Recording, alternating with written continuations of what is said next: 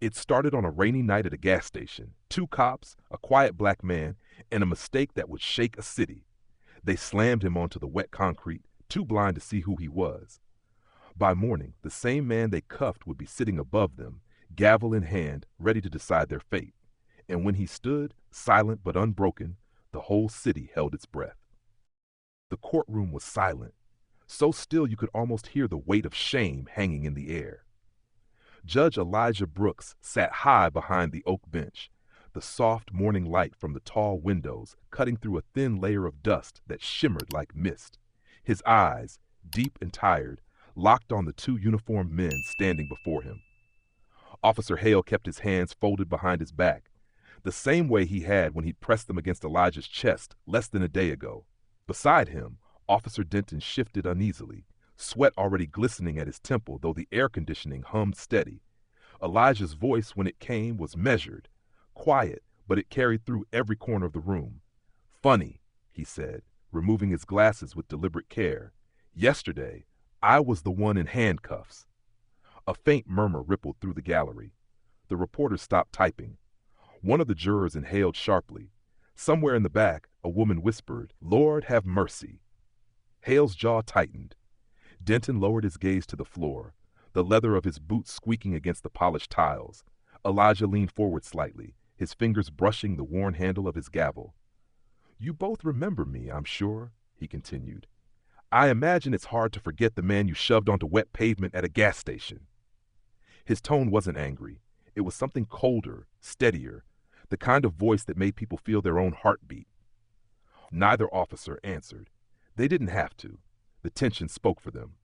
Behind the bench, the American flag stood motionless. To Elijah, it looked heavier than it ever had. For 20 years, he'd believed in what that flag represented: fairness, integrity, the idea that justice was blind. But now, after last night, those stars and stripes looked like an untested promise. He could still feel the chill of the rain-soaked concrete against his cheek, the sting of humiliation in front of strangers, and the quiet disbelief that came with being treated like someone who didn't belong in his own country. He adjusted his robe, creased, darker at the cuffs where his hands had clutched it too tightly that morning, and spoke again. "I will not pretend this is a normal hearing," he said. "It isn't. But sometimes life has a way of arranging its own court." Every word was deliberate. He wanted them to understand this wasn't revenge. It was reckoning. The clerk, a young woman named Sophia, sat at her desk frozen in place.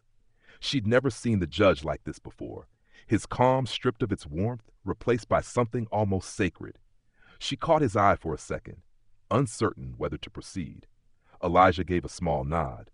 She cleared her throat and began reading the docket, her voice trembling just enough to reveal what everyone in the room already felt, that this was no ordinary morning in Richmond County Court. Case number 4823, Internal Misconduct Review, Officers Hale and Denton of the Richmond Police Department, presiding Judge Elijah Brooks. The sound of her words seemed to echo back against the walls, bouncing off the marble columns in the empty gallery seats where sunlight touched old wood.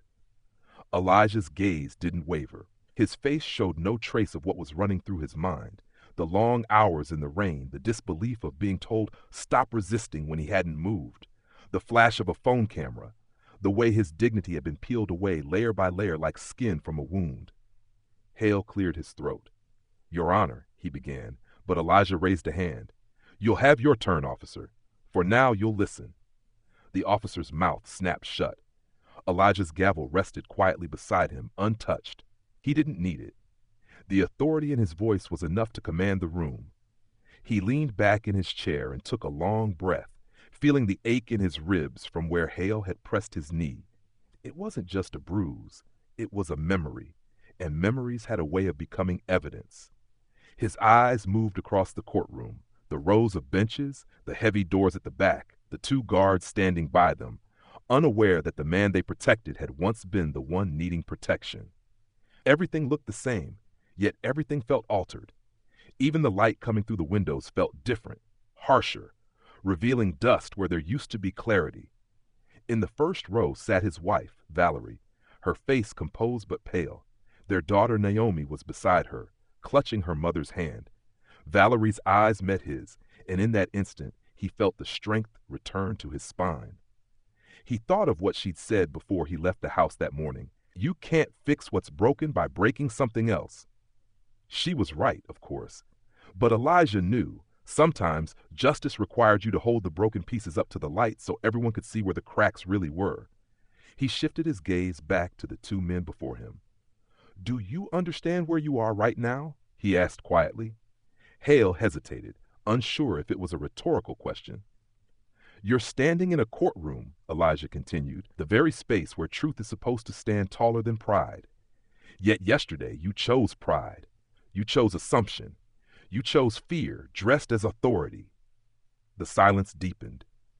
The hum of the air vent sounded like a whisper. Elijah reached into the drawer beside him and pulled out a small envelope.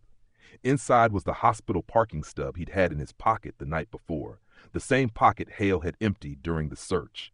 He turned it over slowly in his hand. I was coming from Jefferson Memorial, he said. My best friend was being laid to rest. I stopped for gas on my way home. That's all. He looked at Hale again. You decided that was suspicious. No one spoke. Elijah placed the stub on the bench before him. You know, he said softly, I've spent 2 decades presiding over cases where young black men stood where you're standing now. They told stories that sounded unbelievable, of officers twisting words, twisting wrists, twisting truth. I listened, but I didn't feel it. Not really, until last night. His voice cracked slightly, but he didn't stop. When I felt the cold ground against my face, when I heard you say, stop resisting, when I realized none of my words mattered, that was the moment I understood how quickly the law can forget who it's supposed to protect. He looked around the courtroom again, making eye contact with the stenographer, the bailiff, the handful of reporters scribbling notes. That's why we're here, he said. Not because of my pride or yours. We're here because the system that raised us both needs to look in the mirror. The bailiff shifted uncomfortably. Denton swallowed hard. Hale's jaw clenched. Elijah exhaled, feeling the weight of the robe around his shoulders. It had always been heavy, but today it felt different, like armor forged from shame and duty. He placed his glasses back on. Court will recess for 10 minutes, he said finally, his tone formal again. When we return, I expect honesty, the kind you can't hide behind a badge. He struck the gavel once. The sharp crack echoed through the room, cutting through the still air like thunder in a church. The officers flinched. As the bailiff called for recess, the crowd stood. Valerie's eyes followed him as he rose, slow but steady, gathering his notes. Hale and Denton were led aside by their attorney, their whispers urgent and panicked. Reporters began murmuring, phones held high, trying to capture the face of the man who'd become both victim and judge. Elijah paused before stepping down from the bench. He glanced once more at the flag behind him, at the seal of justice carved into the wood above his chair.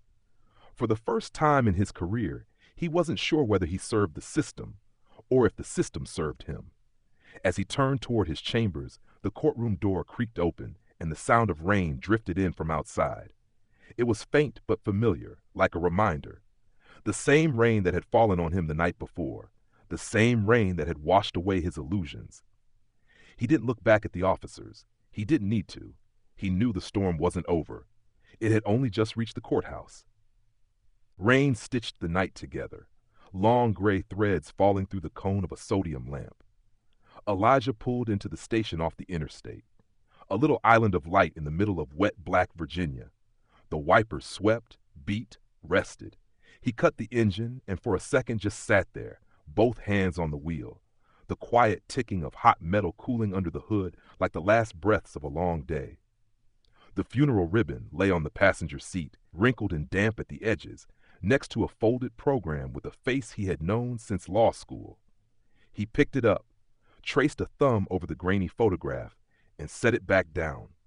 He stepped out into the drizzle in a leather jacket, an old ball cap pulled low because the rain kept sneaking beneath the brim of his glasses. It was past 11. The wind had that hospital chill, the kind that follows you home from the chapel, even after you've washed your hands and told yourself you're fine. He slid his card into the reader at pump 4. The screen chirped and then stuttered like it wanted to think about it. He waited, breathing fog into the night. Gas stations always smell the same. Rubber, cold coffee, the ghost of spilled fuel.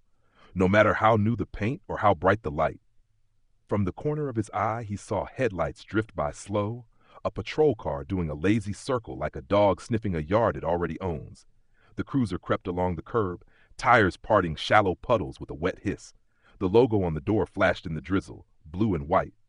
Elijah's throat tightened without his permission. He told himself what he always told his son. Breathe. Be clear. Be still. He pressed the nozzle, listened to the low hum of gas rushing underground to meet him. The rain became a soft applause on his cap. The cruiser rolled behind his car and stopped. The station felt smaller, like the roof had dipped an inch. Two officers stepped out, their jackets beating with water, hands moving with that studied calm that's meant to say nothing but says everything. One was thick through the shoulders, pale jaw clenched, eyes already scanning like a scanner that didn't need a barcode. The other moved lighter, the way a man does who hasn't yet learned which parts of his face to lock down. They stood there a half beat longer than polite men stand, an old trick. Make the air do the talking. Elijah took the nozzle out and set it home.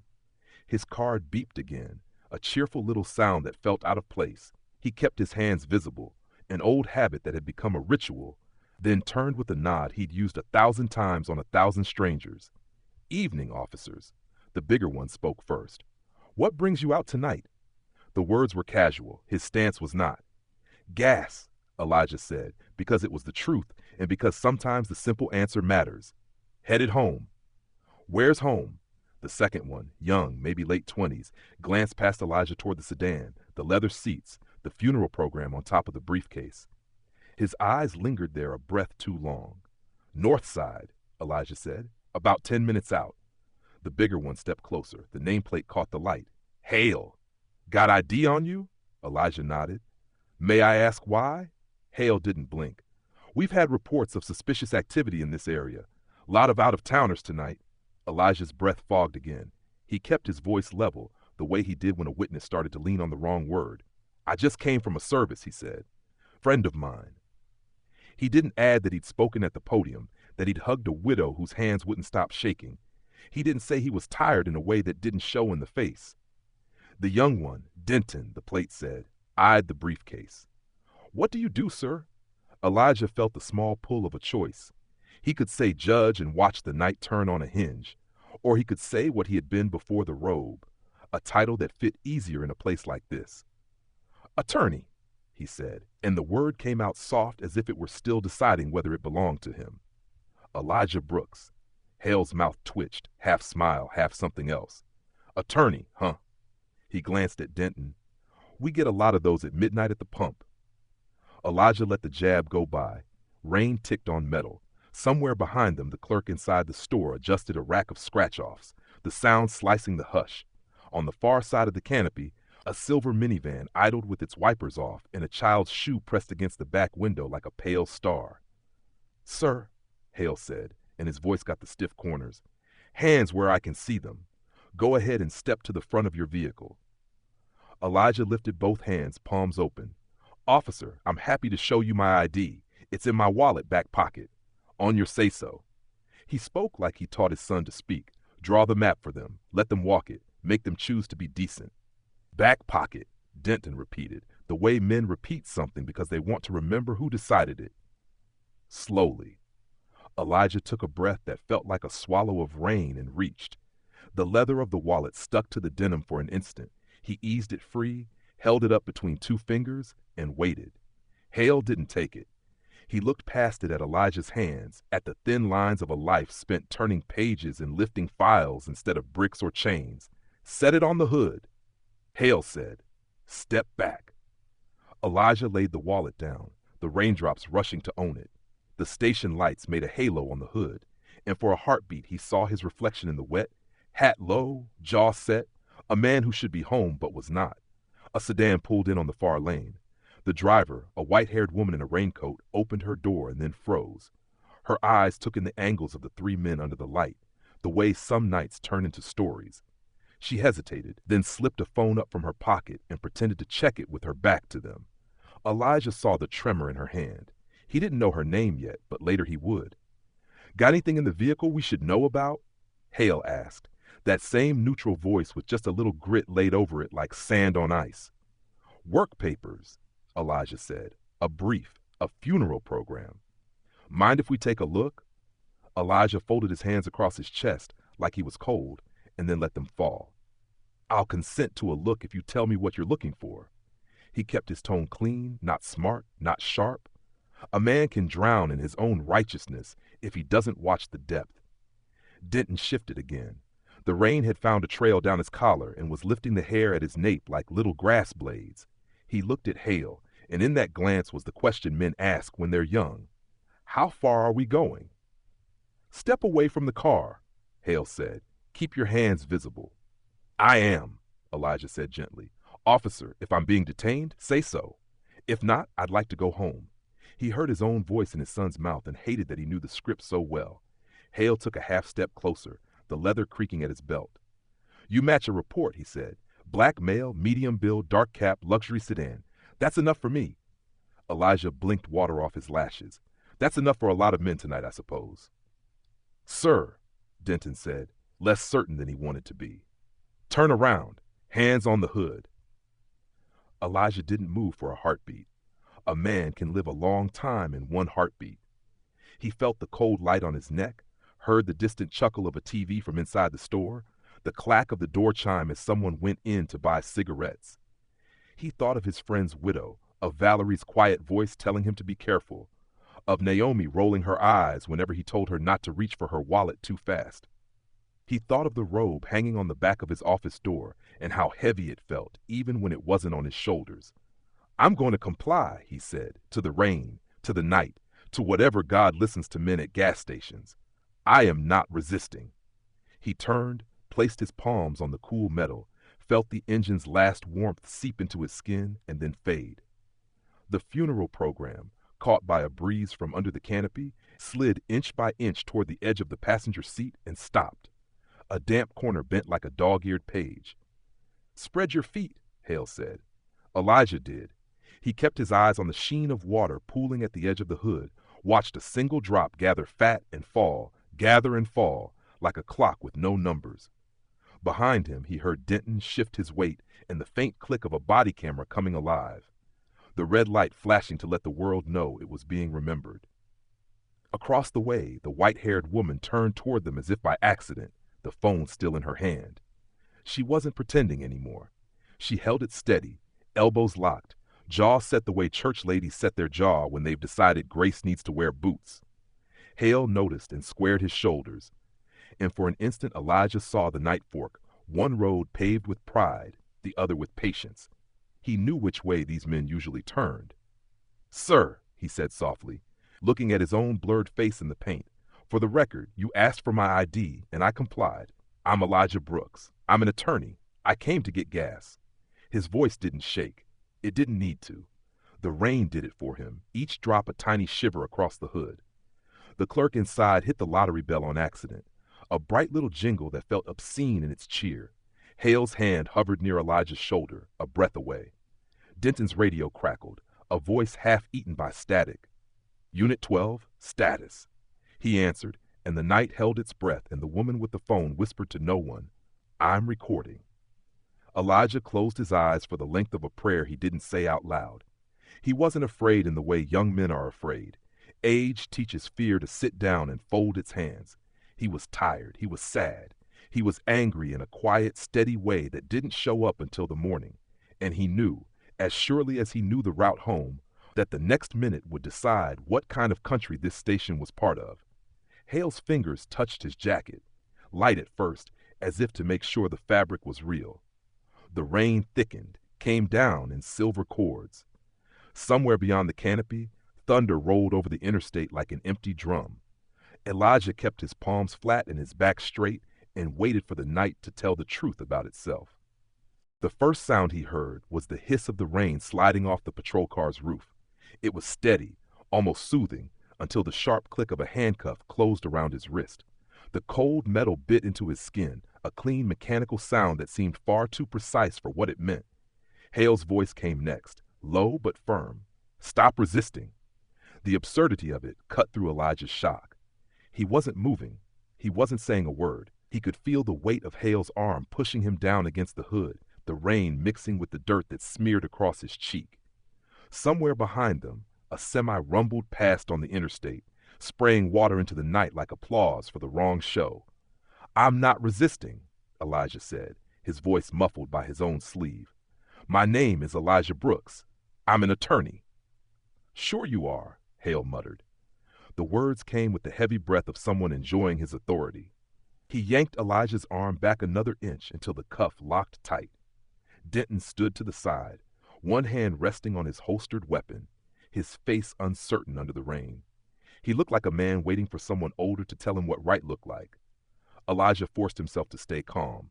He told clients that 1,000 times, stay calm, stay alive, let the law sort it out later. But now, with his face pressed against the cold steel of his own car, those words sounded naive. The hood vibrated with the engine still running, his reflection fractured in the ripples of water beneath him. He could smell gasoline and his own fear, both sharp and metallic. "Sir, please," he said again, fighting to steady his breathing. "There's been a mistake." Denton's voice cut through the rain. "Maybe we should check his wallet, Hale." Hale shot him a look that ended the suggestion. "We'll check it downtown."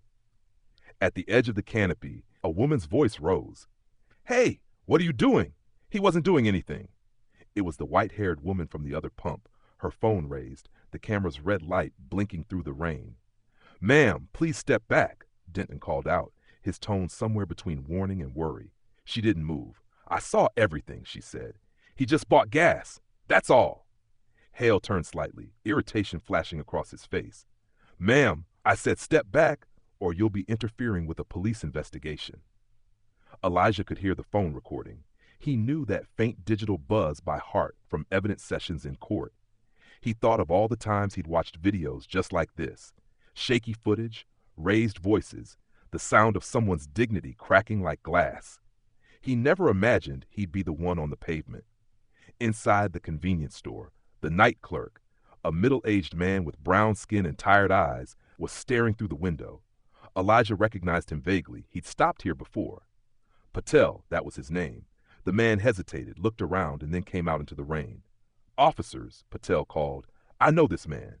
He comes here often. He's a customer, a lawyer." "Sir, go back inside," Hale snapped. "This is police business." Patel's mouth opened, then closed. His eyes met Elijah's for a fleeting moment. Fear, apology, and helplessness flickered there. Elijah swallowed hard. "Miss Patel," he managed. "Call my wife, Valerie Brooks. Tell her." Hale jerked his arm. "Quiet!" The motion sent a bolt of pain up Elijah's shoulder. He clenched his jaw, tasting the metallic edge of rain and restraint. Patel backed away slowly, retreating into the safety of fluorescent light. Elijah caught one last glimpse of him through the glass door, phone already in hand. Maybe he was calling, maybe not. Hale hauled him upright, spinning him toward the back of the cruiser. "You're under arrest for suspicion of theft and loitering," he said. "Loitering?" Elijah repeated, incredulous. "I was at a gas pump." "You can explain that downtown," Hale replied, pressing a hand on his head as he guided him into the back seat. The motion was rough, practiced. Elijah's knee hit the edge of the doorframe, but he didn't give Hale the satisfaction of a groan. From the car window, the world looked warped. Raindrops streaked down the glass, smearing the light into rivers. He could see Mrs. Langford still filming, her mouth tight with anger. Denton said something to Hale, too low to hear. Hale responded with a short, dismissive wave, then climbed into the front seat. The engine started. Elijah's wrists ached. He shifted to ease the pressure, but the cuffs were too tight. The car smelled of wet nylon and old coffee. The radio crackled with chatter that felt almost obscene in its normality. He tried to count his breaths, focusing on each one like he'd done before difficult rulings or funerals. 10 minutes, he told himself. 10 minutes, and I'll have a phone call. Someone will verify who I am. This will end. The cruiser turned onto the main road, headlights carving through the rain. The flashing reflections on the windshield made the world pulse like a heartbeat. From the front seat, Hale chuckled. "Another one claiming to be somebody," he said. "Last week it was a doctor. Before that, a city councilman. Guess everyone's important after dark." Denton said nothing. Elijah could see his eyes in the rearview mirror, uncertain, flicking between him and Hale. The car hit a pothole, and the jolt drove the edge of the cuff deeper into Elijah's wrist. He exhaled through his teeth, watching the city blur past. Neon signs, empty diners, a church marquee half lit with the words, "God sees." At the station, the world turned fluorescent and stale. The air inside smelled of bleach and fried food, a strange combination that stuck to the throat. Hale pulled Elijah from the car, his grip still firm on the cuff chain. "Watch your step," he said, though he didn't mean it. The booking desk was manned by a sergeant with thinning hair and the weary eyes of a man who'd stopped expecting decency years ago. "What do we got?" he asked without looking up. "Loitering. Possible theft," Hale replied. "Guy was hanging around the pumps, matched the description from last week's robbery." The sergeant typed lazily. "Name?" Elijah straightened his back as much as the cuffs allowed. "Elijah Brooks. I'm an attorney with the Federal Circuit." The sergeant's eyes flicked up briefly, then back down. "Sure you are," he said, same tone, same disbelief. "Empty your pockets." "I'd like to make my phone call first," Elijah said. His voice was even, but his pulse wasn't. The sergeant sighed, a long, theatrical sound. "Buddy, it'll go easier if you cooperate." "I'm cooperating," Elijah said. "But I know my rights. A phone call upon booking isn't a privilege, it's policy." Hale stepped forward, irritation simmering. "Let's make it simple." He unclipped the cuffs. The sudden absence of pressure made Elijah's wrists throb with pins of blood returning. "There," Hale said. "Now empty your pockets." Elijah complied. Wallet, keys, phone, the crumpled hospital parking ticket he hadn't realized was still there. The sergeant picked up the wallet, flipping through the contents until the blue and gold federal bar card appeared. He paused, frowning, but said nothing. He tossed it aside with the rest. "Elijah Brooks, huh?" he said finally. "We'll check that." The words hung in the air, half promise, half threat. A younger officer entered, carrying a styrofoam cup of coffee. He nodded at Hale, then froze when he saw Elijah. His brow furrowed, recognition dawning. "Judge Brooks?" he said, uncertain. "Sir, I attended your lecture at the academy last year. Constitutional rights during field stops." The room went still. Hale's jaw slackened just slightly, the first crack in his confidence. The sergeant looked up again, really looked this time. "You know him?" "Yes, sir," the young officer said. "He's a federal attorney, guest speaker. Everyone knows Judge Brooks." Hale's mouth opened, then closed. He took a step back, rain still dripping from his collar. The sergeant's hand hovered over the phone. "Call the captain," he said. His voice was suddenly dry. "Now." Elijah didn't speak. He didn't need to. The silence did the work. Minutes later, the captain appeared, a tall man with too much polish on his shoes and not enough on his conscience. "Judge Brooks," he said, forcing a smile that didn't reach his eyes. "There seems to have been an unfortunate mix-up." Elijah met his gaze. "Unfortunate," he repeated softly, testing the word as if it might dissolve in his mouth. "I'd call it something else." The captain shifted his stance. "Let's, get those items returned to you right away." "I'm sure you will," Elijah said. He picked up the wallet himself, wiped the rain from its leather, and slid it into his pocket. He didn't thank them. Gratitude had no place here. As he walked toward the exit, the fluorescent hum followed him like guilt. He caught his reflection in the glass door, disheveled, soaked, but upright. Outside, the rain had softened to a mist. It clung to him, cool and thin, as if the night itself couldn't decide whether to wash him clean or mark him forever. Behind him, the station buzzed back to life, voices rising, papers shuffling, excuses forming. Somewhere inside, Hale was probably rehearsing his story. But for the first time that night, Elijah didn't care about their words. He had his own now. And tomorrow, they'd hear them in court. The lights inside the precinct had been too bright, the kind that exposed everything but the truth. When they finally released him, Elijah stepped into the wet parking lot and just stood there for a moment, letting the rain soak the starch out of his shirt. His wrists burned where the cuffs had sat, thin red lines etched across the skin like reminders that dignity could bruise. A young officer, Ramirez, his name tag read, hovered by the door, unsure whether to speak. "Sir," he said finally, "I'm sorry for what happened." Elijah gave him a long look. "Then make sure it doesn't happen to someone who doesn't wear a title," he said quietly. He walked away without waiting for a reply. The drive home was silent except for the whisper of tires through water. Every red light reflected back at him from the windshield, flashing against the tired creases under his eyes. He kept his hands at 10 and 2, just as he told his son to do. The irony wasn't lost on him. When he pulled into the driveway, the porch light was on, and the curtains glowed soft yellow. He could see Valerie's silhouette pacing. She opened the door before he reached it. "Oh my God, Elijah!" She grabbed his face with both hands, her voice breaking between relief and fury. "What did they do to you?" He tried for a smile that wouldn't come. "Nothing that hasn't been done before," he said, brushing past her gently. Naomi appeared at the end of the hallway, barefoot, holding her phone. "Mom showed me the video," she said. Her voice was trembling. "It's everywhere." He stopped mid-step. "What video?" "The one the lady filmed," Valerie said, closing the door behind him. "It's all over social media. Someone tagged the local news. They're calling it another profiling case." Elijah sat down heavily on the edge of the couch, his jacket still dripping. The television was muted, but flashing headlines. Prominent attorney arrested without cause. There he was on the screen, bent over his own car, rain pouring down, Hale's hand on the back of his neck. The sight of himself like that, objectified, small, made his stomach twist. "Turn that off," he said. Naomi lowered the remote, but didn't obey. "Dad, they could have killed you." Her eyes were wide, shining with something he hadn't seen since she was little, fear that the world might take someone she loved. "You always said if you stay calm, they'll see reason." He met her gaze.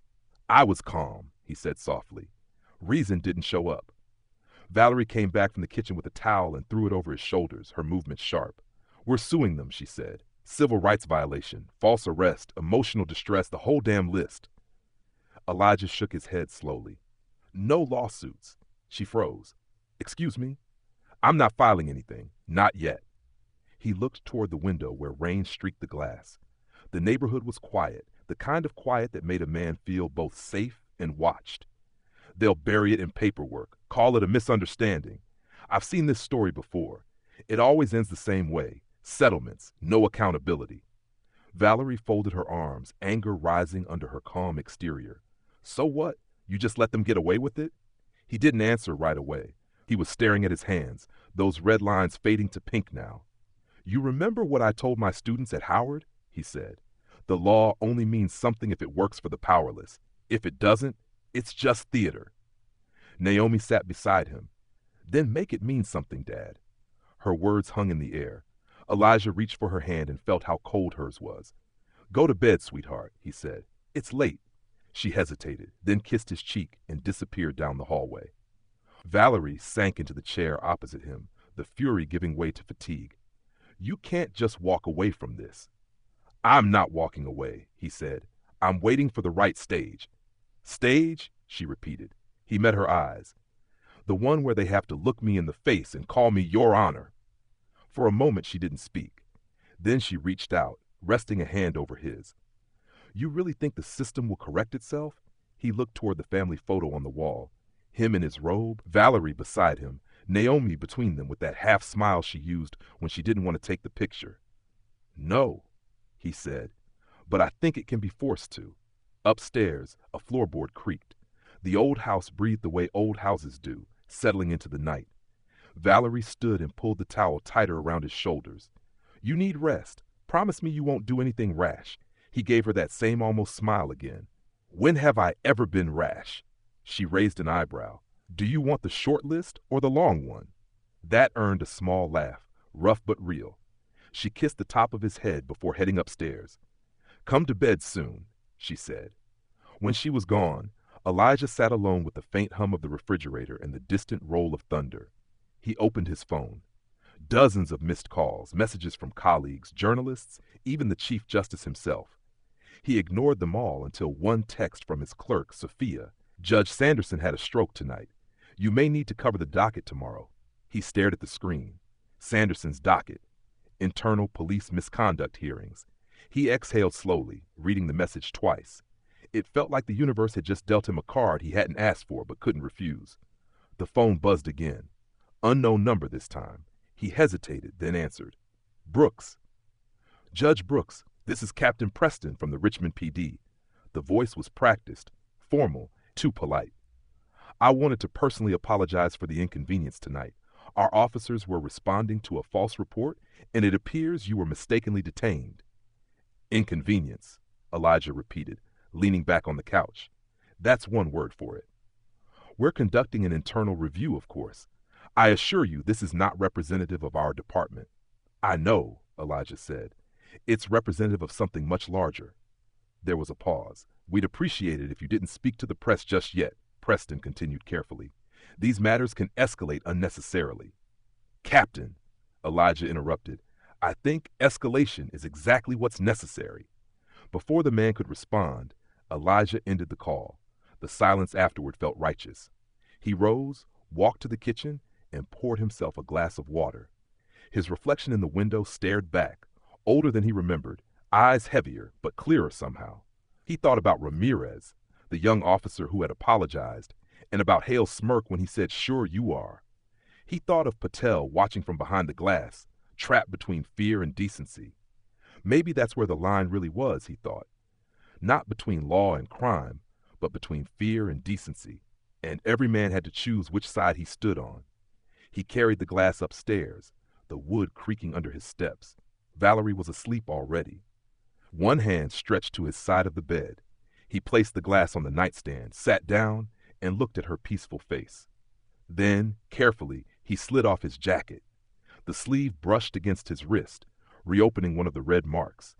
It stung, but he didn't mind. It reminded him he was still feeling something. When he finally lay down, he didn't close his eyes right away. The rain had stopped, but he could still hear it in his mind. The steady rhythm on the hood of the car, the voice saying, "Stop resisting." He whispered to the dark, not as a prayer, but as a promise. "Tomorrow," he said, "tomorrow we start making them listen." Downstairs, the television flickered to life on its own, one of those smart updates that didn't ask permission. The headline on the muted news ticker scrolled again. Attorney's arrest sparks public outcry. The world was already listening. They just didn't know what they'd hear next. The morning broke gray and heavy, the kind of sky that felt like judgment hanging just above the rooftops. Elijah sat at the kitchen table, still in his robe, the smell of coffee curling into the quiet house. Valerie was across from him, scrolling through her phone. Every few seconds she sighed in disbelief. "It's on every outlet now," she said. "Local, national, even one of the morning talk shows picked it up. You've gone viral." Elijah didn't look up. "That's not exactly how I imagined fame." He stirred his coffee, watching the swirl of cream disappear like it had somewhere better to be. Valerie set her phone down, the screen lighting up with a freeze frame of his face from the video, his head pressed against the hood of his car, rain dripping from the brim of his cap. "They're calling you the gas station judge. You need to say something before someone else defines this." "I'll speak," he said, "but not to them." Naomi padded in, still in her pajamas, holding her phone with both hands. "Dad, you're trending on TikTok," she said, half amazed, half horrified. "There's a remix of the video set to gospel music." Elijah blinked. "I'm not sure how to feel about that." She looked up at him, eyes searching. "You're not going to just let it go, right?" He managed a faint smile. "No, sweetheart, I'm not letting it go." Before he could say more, the home phone rang, a sound they'd almost forgotten it made. Valerie answered, her tone professional but wary. "Brooks' residence." She listened, eyebrows arching. "Yes, one moment." She handed the phone to Elijah. "It's the courthouse." He took the receiver. "Judge Brooks." "Sir, this is Sophia. Judge Sanderson was admitted to the hospital last night, stroke. The chief asked if you could cover his docket today." Elijah straightened, the gravity of it settling over him. "What's on the docket?"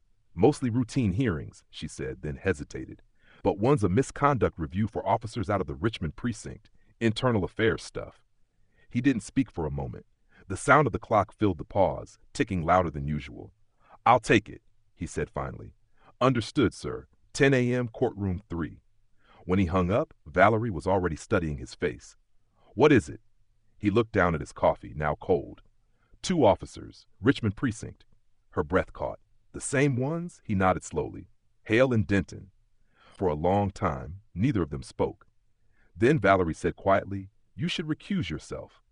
"I can't," he replied. "You can, and maybe you should. They'll accuse you of bias. You'll lose credibility." He looked up and she saw something in his eyes that wasn't anger, but something harder to name. Bias is what put me on the ground, he said. Maybe it's time it stood up for itself. She exhaled sharply. Elijah, don't turn this into vengeance. I won't, he said, but I will turn it into truth. He left the house at 8:30, the air damp and cool, the streets still slick from last night's rain. Protesters had already begun gathering downtown, students, church members, people holding handmade signs. No one above the law and justice for Judge Brooks. It was surreal, seeing his own name painted across cardboard. As he parked behind the courthouse, he caught his reflection in the side mirror. The faint bruises along his jaw were almost gone, but the look in his eyes wasn't. He adjusted his tie, drew a steady breath, and stepped into the building he'd called home for nearly 20 years. Inside, the hum of conversation stopped as he walked through security. The guards, men he'd greeted daily, stood straighter, nodding with an awkward reverence. Good morning, Judge Brooks, one said softly. Morning, Jackson, Elijah replied, recognizing the young officer from the station, the one who had spoken up for him. Jackson looked nervous, but his eyes carried something like respect. In his chambers, he found Sophia waiting with files stacked neatly on the desk. Reporters have been calling all morning, she said. They're asking if you'll address the case. He shook his head. The courtroom will speak for me. She hesitated, lowering her voice. Sir, you don't have to take this one. The chief would understand. I know, he said, opening the file. The first page read, Complainant Marcus Tillman. Defendants, Officer Thomas Hay, Officer Robert Denton. His stomach tightened, but he forced his hands to stay steady as he flipped through the pages. Incident reports, body cam transcripts, witness statements, all written in the same sterile language he'd seen 1,000 times before. Every lie looked the same in print, professional, plausible, polite. At 10 sharp, he walked toward courtroom 3. The hallway was buzzing. Reporters, spectators, uniformed officers whispering behind hands. When the bailiff saw him coming, he raised his voice. All rise for the Honorable Judge Elijah Brooks. The courtroom fell silent. Elijah stepped through the doorway and felt every eye on him. He took his seat behind the bench, adjusting the microphone. Below at the defense table sat Hale and Denton. Hale's face drained of color. Denton froze mid-breath, his jaw slackening. Their attorney, a broad-shouldered man in an expensive suit, glanced between them, confused. Elijah waited for the murmurs to die down. Be seated, he said. His voice carried no tremor, no triumph, only control. The prosecutor rose to introduce the case, but Elijah raised a hand. Before we proceed, he said, I need to disclose that I recognize the officers involved. We had a prior interaction last night. The gallery erupted in whispers. Hale's attorney leapt to his feet. Your Honor, in light of that admission, we move for immediate recusal. Elijah nodded slowly. Your motion is noted, Counselor. We'll address it formally after opening statements. Hale's knuckles whitened. Denton stared at the table, his pulse visibly beating in his neck. Elijah folded his hands and looked out across the room, the same way he had every day of his career. But this time, something was different. For the first time, the scales felt level. He gavelled once, the sharp sound echoing like a gunshot. Let's begin, he said. Outside, through the tall windows, the clouds began to thin. A sliver of light broke through, glancing across the polished wood and catching in the gold lettering of the court seal. The day was still gray, still heavy, but for the first time in 24 hours, it didn't feel like judgment. It felt like opportunity. And as Elijah began the hearing, his voice calm and clear, he understood something simple and certain. The storm hadn't ended at that gas station. It had just changed its address. The courthouse felt colder the next morning, even though the air was thick with June humidity. Elijah arrived early, before the hallways began to buzz with whispers. The marble floors reflected the glow of fluorescent lights that never slept, and the echo of his footsteps sounded lonelier than usual. He carried his briefcase tucked under his arm, not because he needed it, but because he needed something to hold on to. Inside his chambers, the silence wrapped around him like fog. The robe hung on its hook near the window, black and heavy, the fabric still smelling faintly of dry cleaner's starch. He stared at it for a long time. It was strange how something so soft could carry so much weight. When he finally reached for it, His hands hesitated at the collar before he slipped it over his shoulders. The familiar weight settled against his back, grounding him, reminding him that authority was not armor, it was responsibility. Sophia knocked gently and poked her head in. "Morning, Judge. They're setting up in courtroom 4 today. Press credentials, security check, the whole circus." "Thank you, Sophia," he said, "and good luck managing that crowd." She smiled nervously. "You sure you want to go through with this? It's going to be." She searched for the word. "Loud," he offered. She nodded. "Very." He gave a soft chuckle. "Then let's make sure they hear the right noise." When she left, he allowed himself a single deep breath. The scent of old books and polished wood filled his lungs. He thought of his mentor, Judge Morrison, who used to say, "The robe doesn't make you clean, son. It just keeps the world's dirt from showing on your suit." Elijah finally understood what he meant. At 9:45, he stepped into the hallway. The buzz of conversation dulled instantly. Reporters turned, phones lifted, flashbulbs cracked like tiny explosions.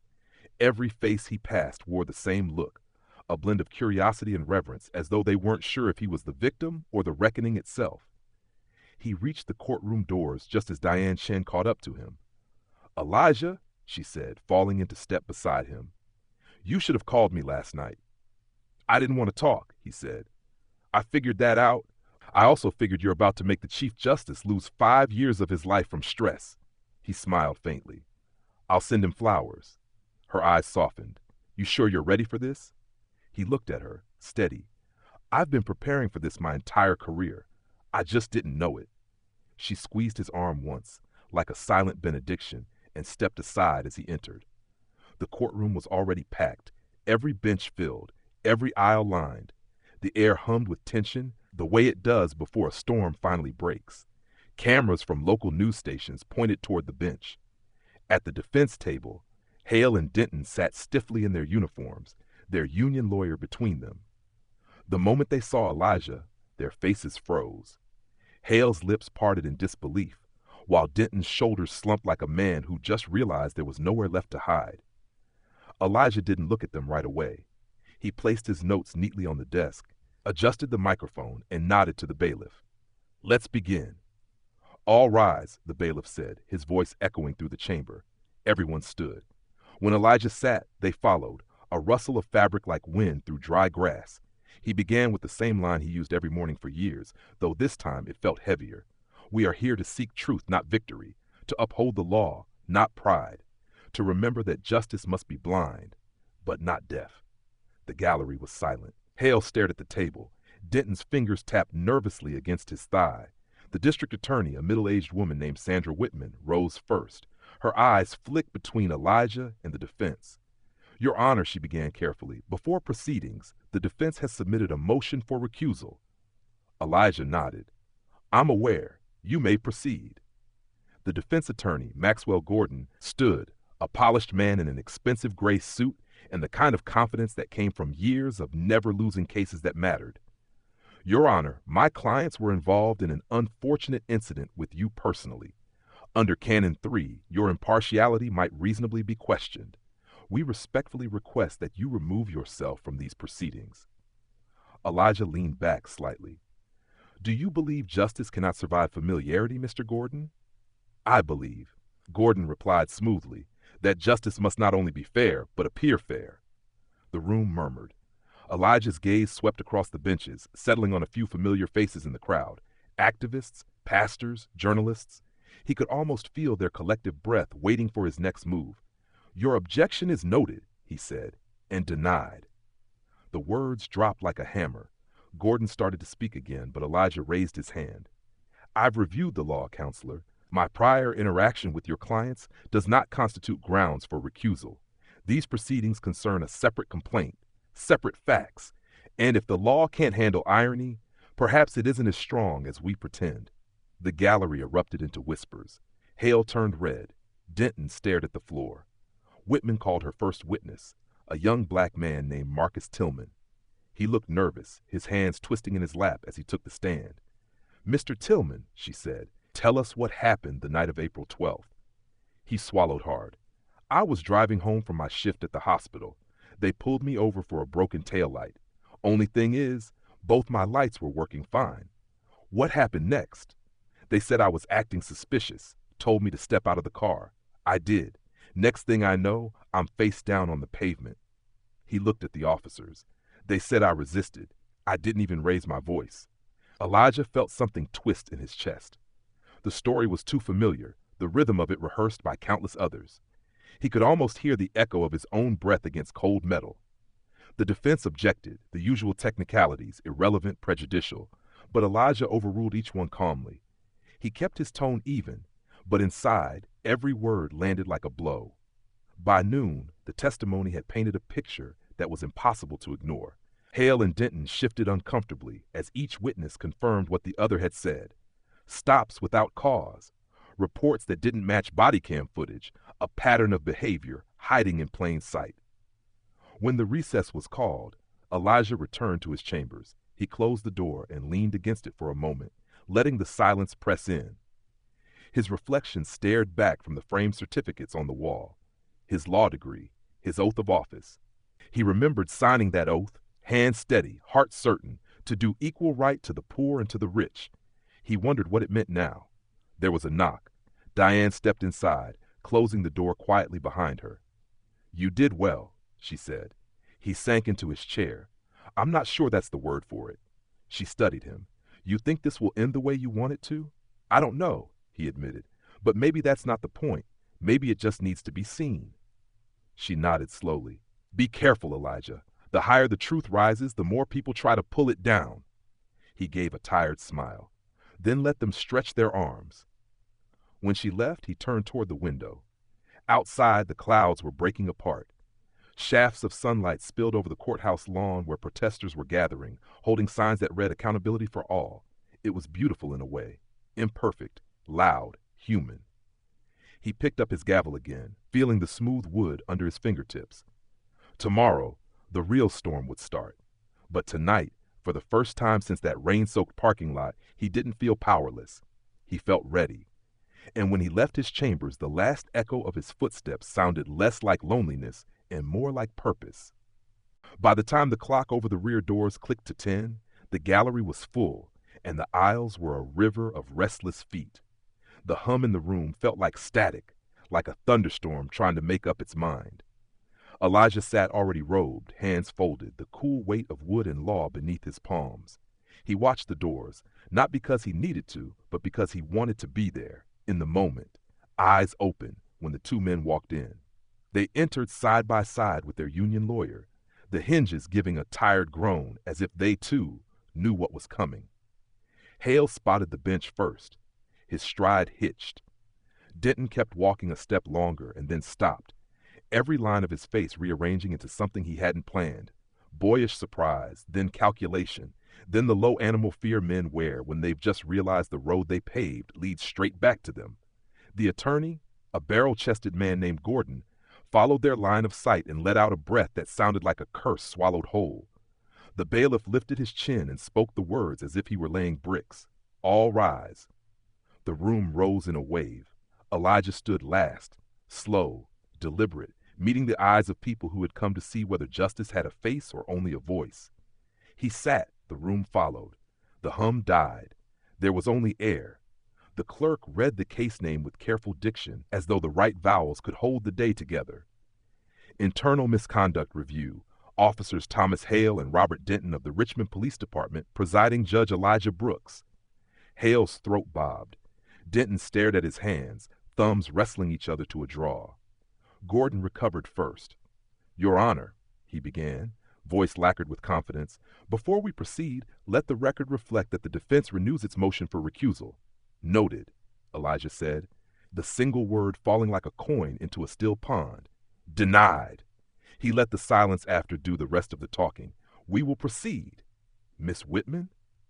The district attorney rose, her file a neat spine in her hands. "The Commonwealth calls Mr. Marcus Tillman." Marcus entered, shoulders squared too tightly.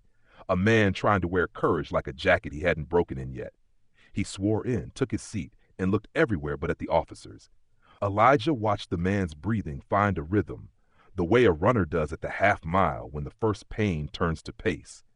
"Mr. Tillman," Whitman said gently, Tell the court what happened on April 12th. He told the story the way the truth comes when you've repeated it to yourself too many times. Quiet, stripped of theatrics. The turn signal, the blue lights, the command that wasn't a request. He described the pavement, a detail the lawyers usually skip, how it smelled faintly of oil and spring pollen and old gum, how the grit pressed into his cheek and stayed there until morning, no matter how many times he scrubbed.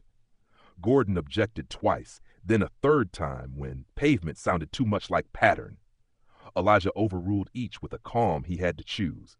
When Marcus finished, Whitman let the silence settle. No further questions. Gordon rose, his smile rehearsed. Mr. Tillman, would you agree that it was dark that night? After midnight, Marcus said. And raining? A little, Marcus said. Not enough to blur a badge. Gordon's smile thinned. He ran through the script. Did you raise your voice? Did you pull away? Did you perhaps misunderstand a lawful command? Marcus answered in that steady quiet. A man who knew that volume is not proof. The attorney pressed, each question a chisel tap. Marcus didn't crack. He simply stayed. Elijah felt a warmth rise behind his sternum that wasn't pride, but something akin to it. Gratitude for a stranger's courage. In the second row, Valerie sat with Naomi, hands clasped on her lap as if to keep her heart from jumping out. Elijah didn't look at them for long. He couldn't afford to. At the back, Mrs. Langford had taken a seat near the aisle, the phone she had used at the station tucked into the straps of her purse like a talisman. Patel stood with the public, clerk's name tag still on his shirt as if he had come on his lunch break and never left. Whitman called the next witness, an older black man with a careful voice and a truck driver's posture. His account dovetailed with Marcus's. Same tone, same phrases, same stop resisting, for men resisting only the indignity of being told their heartbeat was a threat. Patterns accrete. You don't need a mathematician to point to them when they're thick as flies in summer. Gordon pivoted. Your Honor, he said, if the defense may, given the unique circumstances, address the court outside the presence of the witnesses? You may, Elijah said and nodded to the bailiff. The witness exited. The hum rose again, then dimmed when Elijah spoke. Mr. Gordon. Gordon softened his voice for the judge, a trick learned in expensive rooms. Respectfully, sir, the appearance of impartiality. Elijah folded his hands. Counselor, I said yesterday I would not pretend this was normal. It isn't. But justice is not an avoidance sport. We will not contort ourselves to avoid looking at what's in the room. He let the bench hold him up. Let the robe feel like duty instead of armor. Call your first witness. Whitman stood, a hint of relief in her eyes. The Commonwealth calls Mrs. Ruth Langford.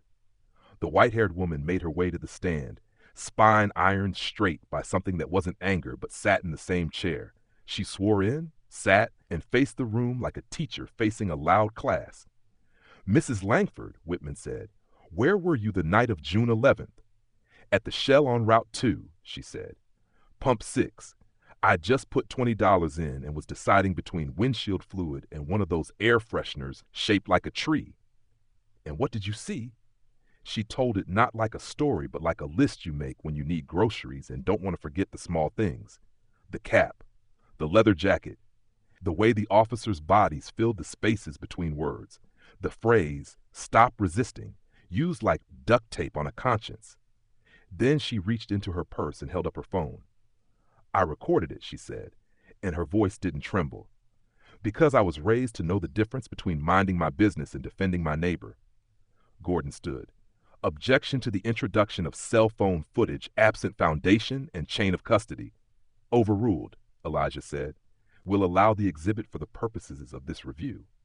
The overhead screen came alive in faded colors. The room saw what Elijah had felt in his bones, rain braided into gold by the station lights, hands splayed on a hood glistening like a river stone, a man's breath clouding in the air as someone else calls it danger. There was no sound for a heartbeat, just the image, and then the small, tinny audio filled the chamber. Hands where I can see them. I'm not resisting. Stop resisting. The lie walked on 2 feet. Elijah didn't look at Hale and Denton. He watched the jurors who weren't jurors, the citizens who had come because somewhere along the line they had learned that showing up was a civic act. He watched something pass through the room. Not shock anymore, not outrage, recognition. the way a choir recognizes the hymn by the first three notes. Whitman ended the playback. No further questions. Gordon's cross started confident and ended careful. Mrs. Langford, it was raining. Your view may have been obstructed. My glasses were dry, she said, and smiled without warmth. I keep them on a chain, and I know what I saw. Gordon tried once more. Can you state with certainty that the individual did not resist? With certainty? She leaned forward. I can say he was still his judgment. I can say the only thing moving was rain. A few soft laughs broke and were hushed. Elijah tapped his gavel lightly, not to scold, but to remind them where they were. When she stepped down, Ruth Langford passed within arm's reach of Hale. She did not look at him. That, in its way, was worse than any glare. Whitman conferred with her team and looked up. The Commonwealth calls Officer Miguel Ramirez. Denton's eyes closed. Hale's jaw jumped. Ramirez entered in uniform, his hat tucked under his arm, the crease of it sharp enough to cut. He took the oath and sat, hands flat on his knees to keep them from giving him away. He glanced once at Elijah and then at the ceiling, like a man reminding himself that roofs don't fall just because you tell the truth beneath them. Officer Ramirez, Whitman said, gentle again. Were you on duty the night in question? Yes, ma'am. Did you witness the arrest depicted in Exhibit A? His swallow was audible. I did. And did the arrestee resist? He looked at Hale, then Denton, then back to the DA. No, ma'am. The room didn't breathe. Officer, Gordon said quickly, already on his feet, isn't it true that the situation was tense, that officer safety required? It wasn't tense until we made it so, Ramirez said, the words coming like a dam choosing where to break. He told us who he was. We didn't listen. We didn't want to. We were looking for a box to put him in. He paused, a flush rising along his collar. We've been told all month to be proactive. Quotas, they don't call them that, but you feel it. You live by it. Gordon began to object, a hand slicing the air. Elijah raised his palm. Let him finish. Ramirez's eyes found Elijah's, then dropped to the rail. I'm sorry, Your Honor, he said, voice fraying. For that night, for all the nights that look like that night and don't make it to a screen. Hale muttered something meant for Denton only, but microphones hear what walls won't. You're dead on the line, kid. Denton didn't answer. His face had gone the dull gray of an old coin. Elijah let the murmur run a second and then smoothed it away. He looked at Ramirez, at the room, at the men who had come in taller than they were leaving. He chose each syllable with care. Officer, he said, in this courtroom, truth is not a weapon. It's direction. Thank you. Ramirez nodded once, a soldier dismissed. Elijah folded his hands again and turned finally to Hale and Denton. He studied them the way a man studies a map he's walked in the dark. When he spoke, he didn't raise his voice. He didn't need to.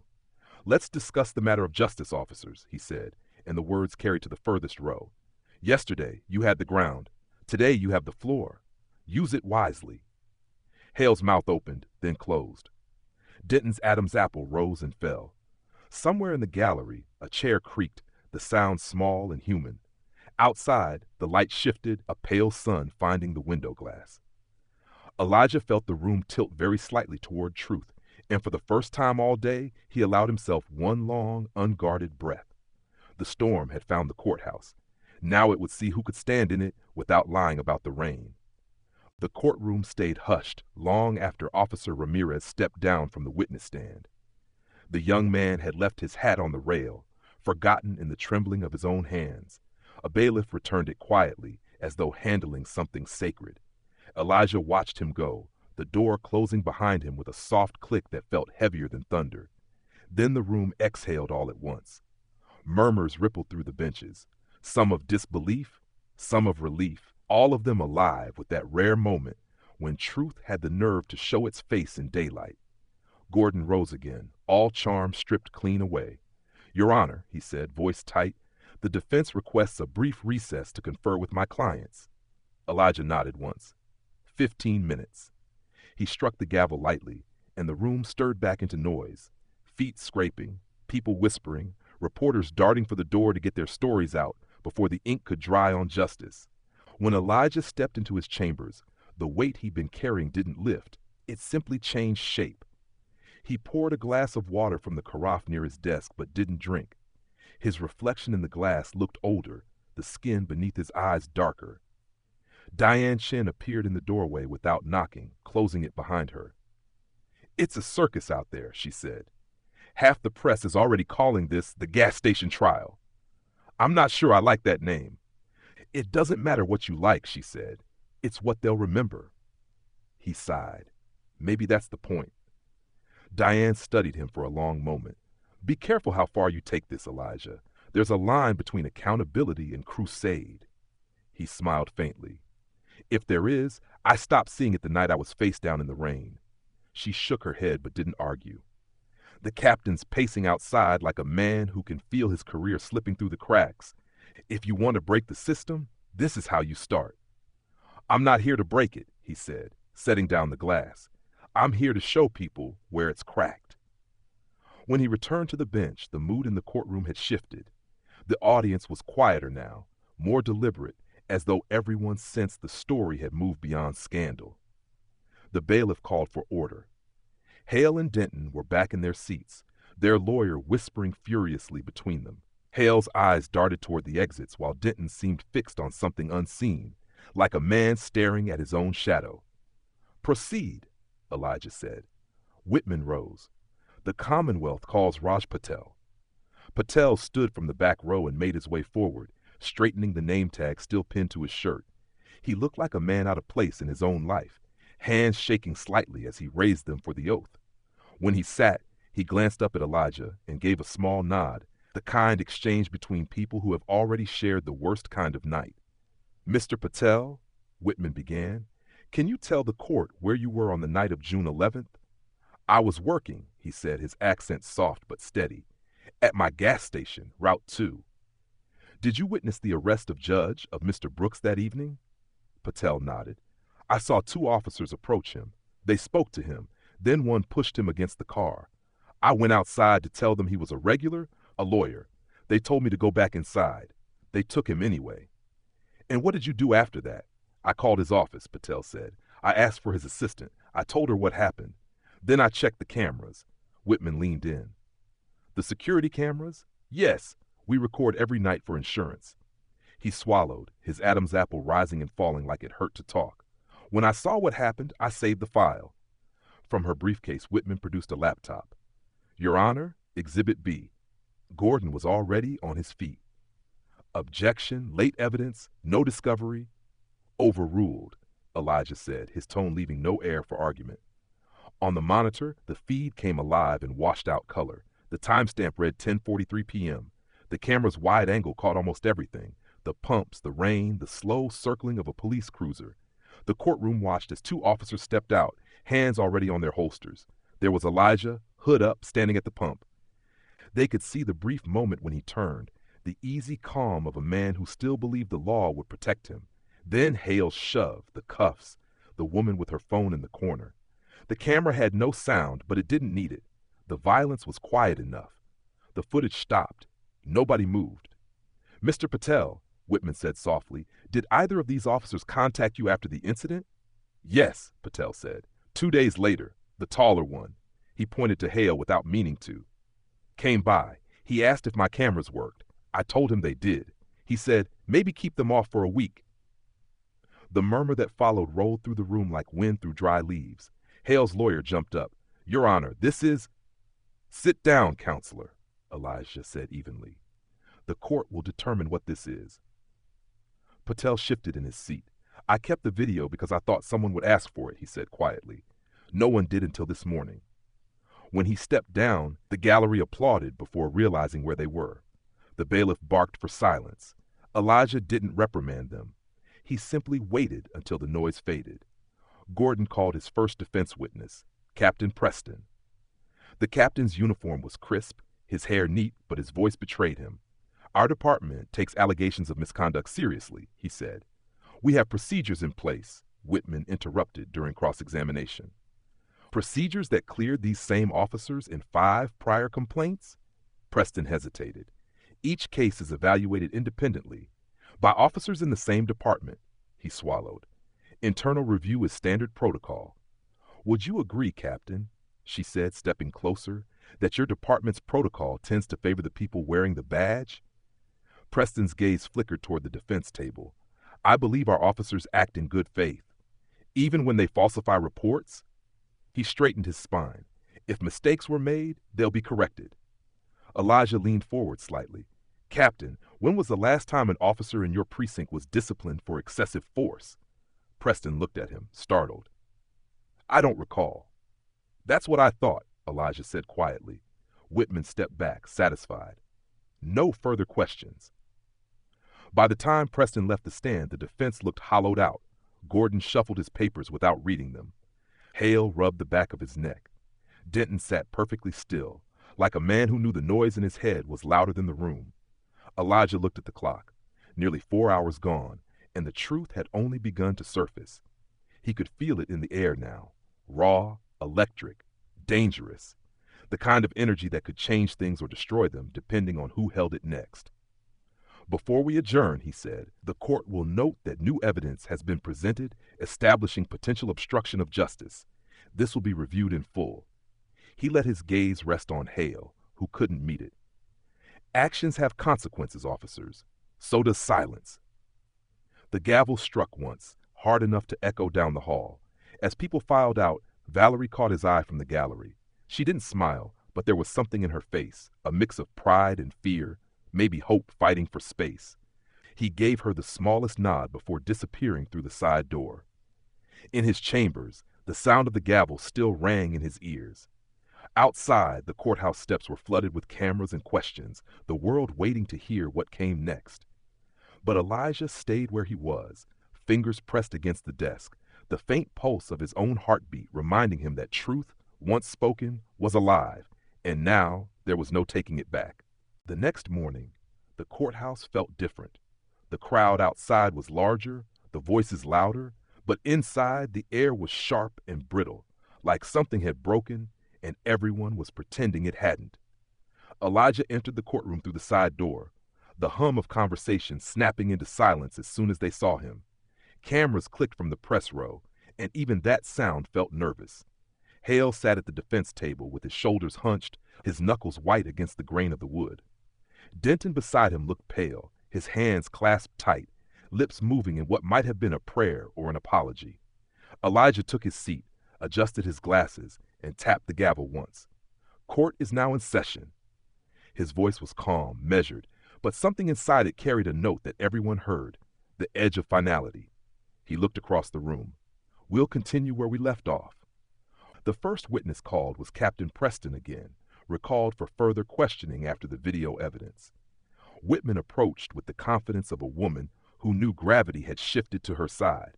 Captain, she said, you testified yesterday that your department takes allegations of misconduct seriously. Would you say that still applies today? Preston shifted in his chair. Yes, ma'am. Then help me understand, she continued, holding up a stack of papers. In these reports, officers Hale and Denton were cleared of wrongdoing 5 separate times in the last 2 years. Each case involved the same wording. Suspect was combative, subject resisted, minimal force used. You approved all of these reports. Is that correct? Preston hesitated. I reviewed them. Yes. Reviewed or rubber stamped? The defense objected, but Elijah's quiet overruled sliced through before they finished the word. Whitman stepped closer, lowering her voice just enough for the microphones to catch it.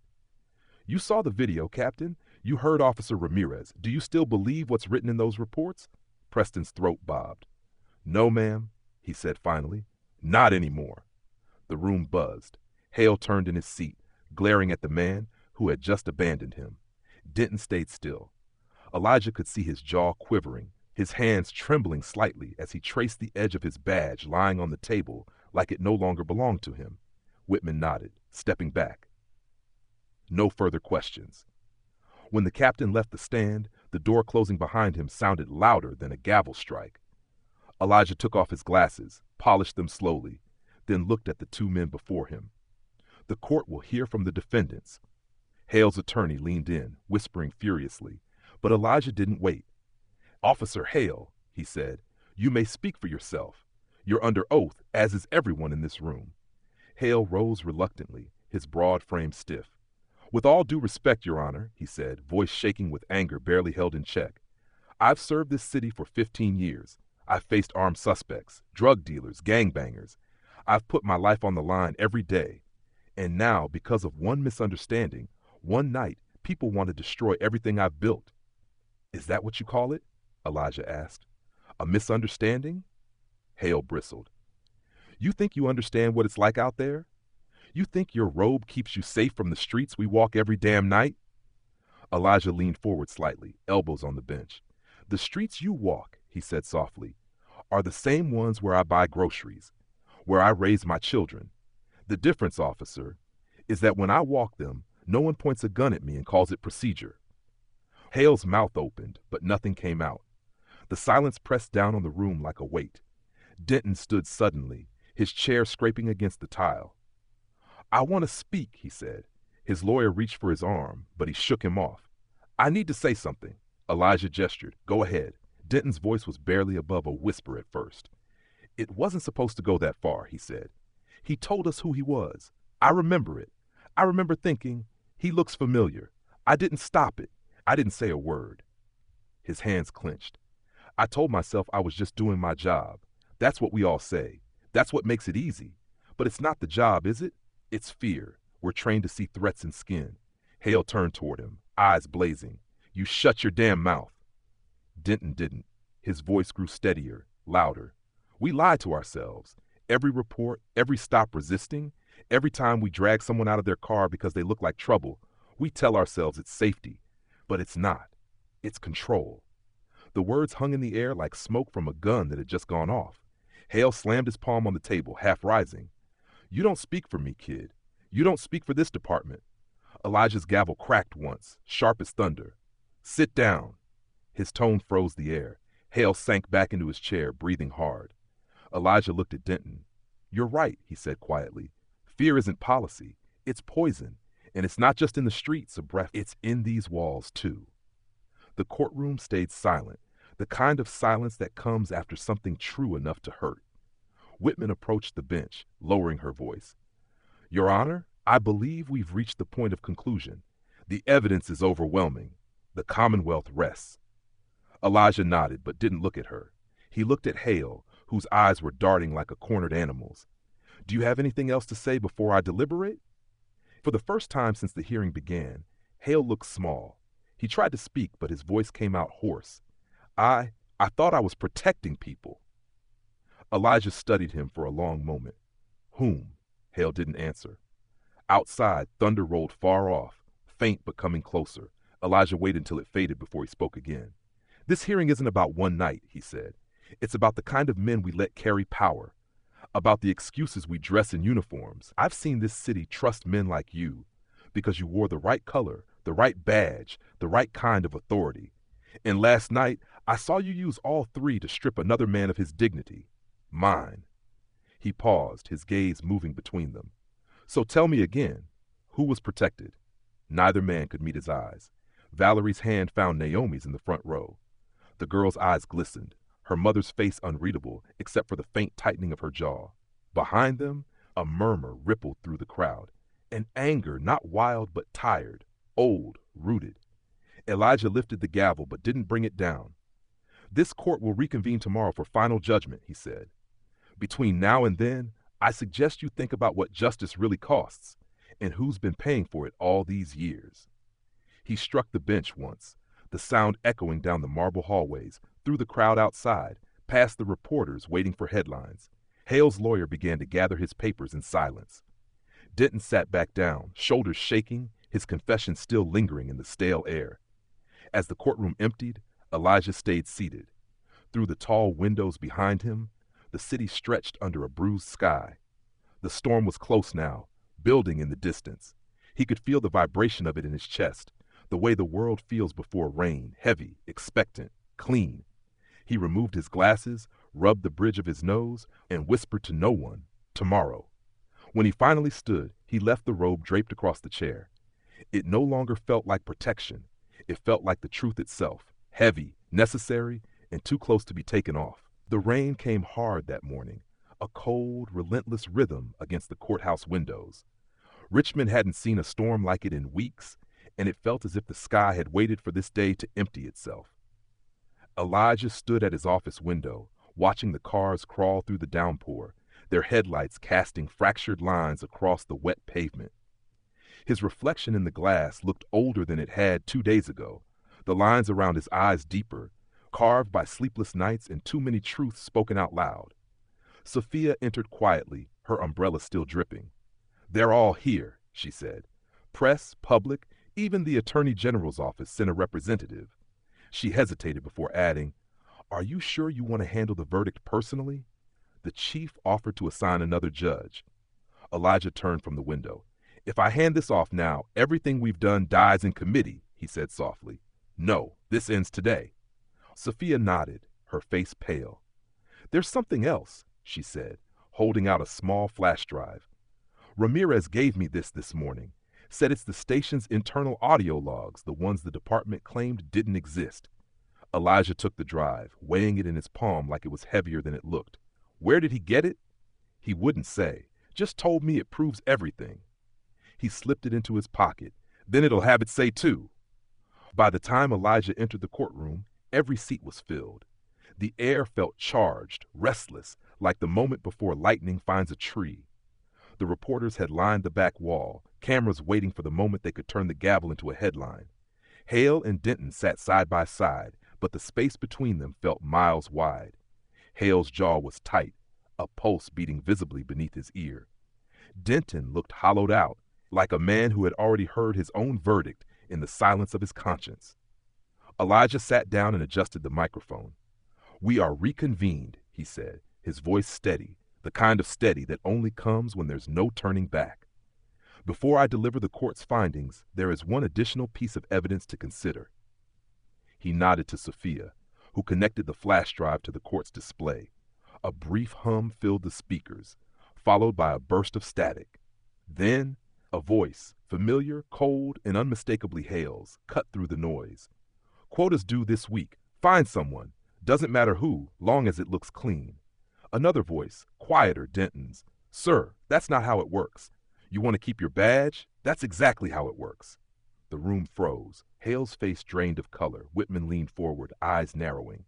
The audio continued. Radio chatter, laughter, a few seconds of silence, then Hale again. "Every arrest's a win, kid. Just make sure the report reads right." Sophia paused the playback. The rain outside filled the silence, a steady drumbeat against the glass. Elijah folded his hands. "That," he said quietly, "is the sound of the system eating itself." Hale's attorney rose, his face slick with sweat. "Your Honor, that recording is inadmissible. It was obtained illegally." Elijah cut him off. "This is not a criminal trial, Mr. Gordon. It's a disciplinary review. We are here to determine conduct, not conviction." He turned to Hale. "Is that your voice on the recording?" Hale's lips parted, then pressed shut. The silence stretched until it hurt. "Officer Hale," Elijah said again, "you are under oath." Finally, Hale's voice cracked. "Yes." "And did you instruct your officers to meet arrest quotas using discriminatory criteria?" "I didn't," Hale's voice faltered. "It's how things have always been done. You don't make the rules, you just—" Elijah slammed the gavel once, the sharp sound cutting him short. "That's where you're wrong," he said, the words rising with the weight of every injustice he'd ever read about, heard about, or lived through. "Every time you choose silence over decency, you're writing new rules. Every time you act without conscience, you change the meaning of that badge. The law doesn't live in books, officer. It lives in the choices you make when no one's watching." The courtroom was dead still. Whitman sat down slowly, her eyes never leaving Hale's face. Valerie and Naomi were in the front row, and Naomi's hand was gripping her mother's wrist so tightly that the knuckles were white.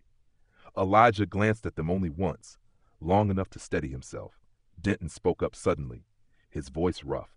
"Your Honor," he said, "that night, when you told us your name, I heard you. I knew you weren't lying. I didn't stop it because I was scared of him." He pointed to Hale. "Scared of losing my job, my pension, everything. But I see now it costs me more than that." He swallowed hard. "I want to cooperate fully with internal affairs. I'll testify. Hale lunged to his feet.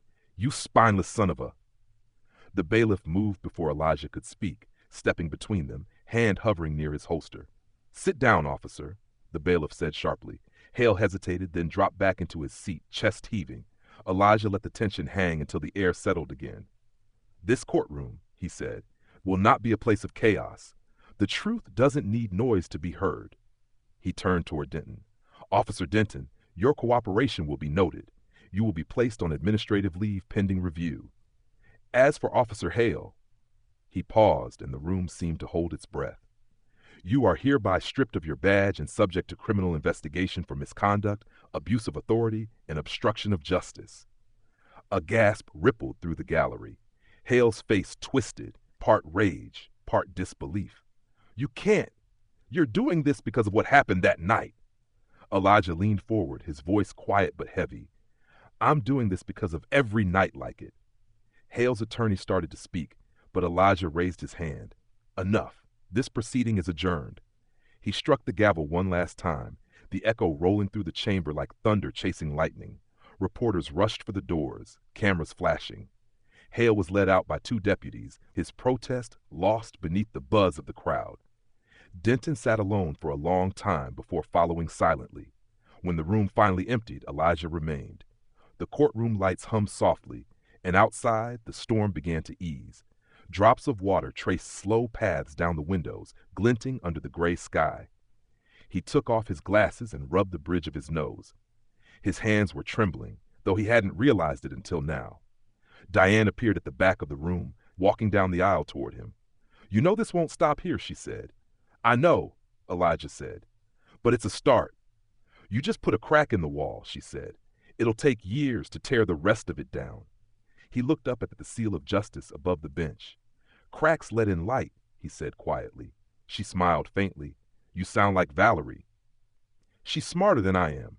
They stood in silence for a while, listening to the last drops of rain against the glass. Then Elijah gathered his notes, slipped the flash drive into an evidence envelope, and walked toward the door. When he stepped outside, the air smelled clean, sharp with petrichor and something new, something like promise. The reporters shouted questions, microphones thrust toward him, but he didn't stop. He moved down the courthouse steps slowly, the storm clouds breaking above, sunlight glinting through like a verdict he hadn't expected but needed to see. He paused at the bottom step, looking out at the wet city, the same streets that had once made him a target, now waiting for him to lead them somewhere better. He didn't smile, but the corner of his mouth lifted just enough to show that the weight had shifted. Not gone, just lighter.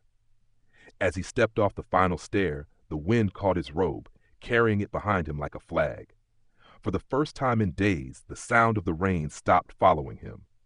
The storm was over, at least for now, and the city, quiet and glistening, seemed ready to listen. The city woke to a thin blue sky, the kind that comes after a storm when the leaves still glitter with leftover rain. Elijah arrived early, walking the courthouse corridor like a man who knew which floorboards creaked and which ones kept secrets. The night had been short.